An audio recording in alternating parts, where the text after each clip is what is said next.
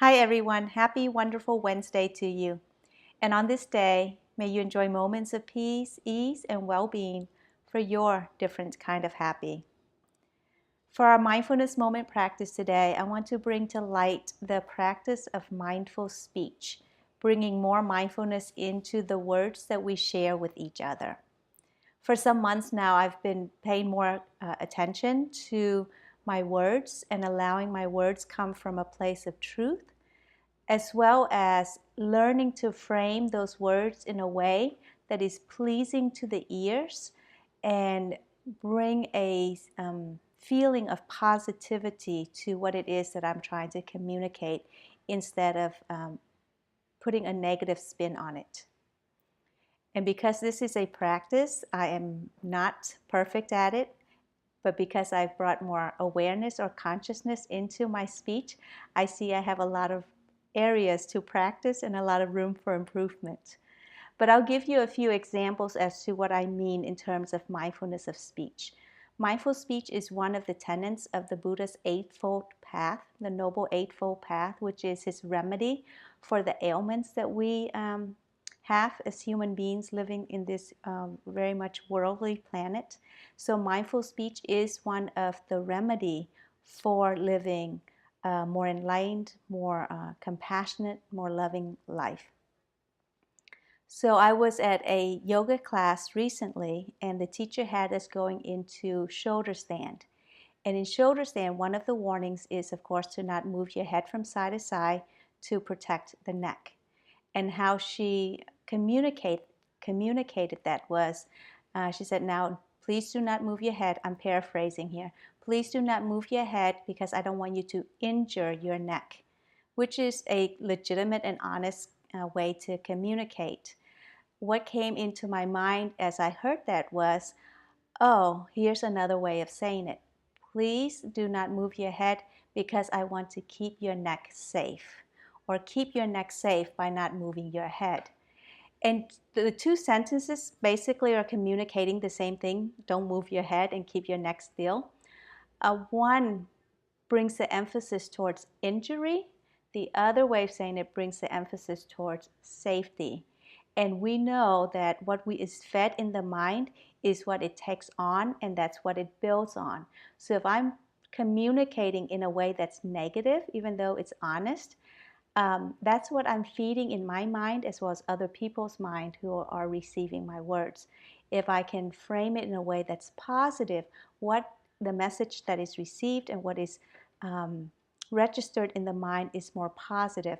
And where attention goes, energy flows. If my attention is moving towards safety, that's what I'm going to cultivate more and more in my life. Okay. So I was sharing this with a friend at lunch, and he said that he and his wife actually have a similar practice when they call each other. So for example, if he's been in a meeting, his wife's been trying to get a hold of him and has not been able to reach him. And when he finally gets on the phone, she can either say, where have you been? I've been trying to get a hold of you. What are you doing? Or she can say, I've been trying to get a hold of you. Are you okay? So on the one hand, both are saying the same thing. She's been trying to get a hold of him. I've been trying to get a hold of you. Where have you been?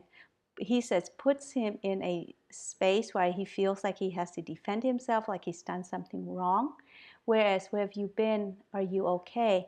Makes him feel good, makes him feel cared for, both communicating the same thing with very different outcomes and different results. Okay.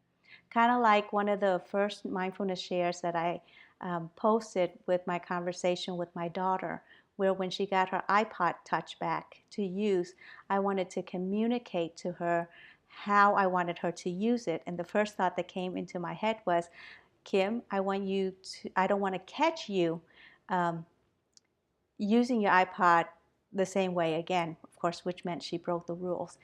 That's not what I wanted to communicate. That would have put her in a defensive and tried to figure out ways to not get caught.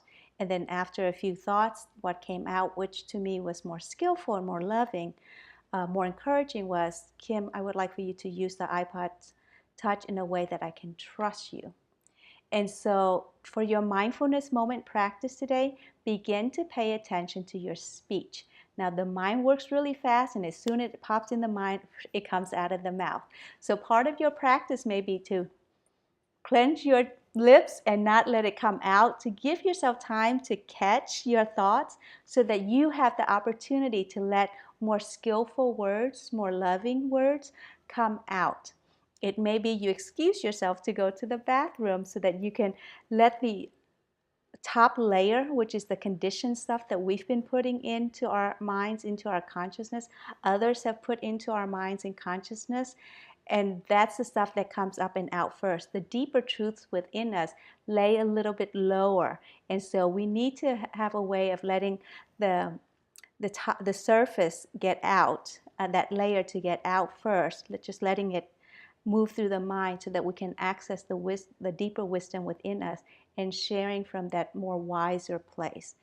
So if you need to excuse yourself to use the restroom, if you need to clench your teeth, if you need to stand up and say, oh my gosh, first, just to shake that old way of doing things, sit back down and say, how I would like for that to be is this, so bring some mindfulness into your speech today. That may be your new experience today, your new practice to begin to stimulate your mind, to get some new neurons connecting in the brain so that you can really become more conscious and more aware of how you want to speak instead of the conditioned response showing up in your speech.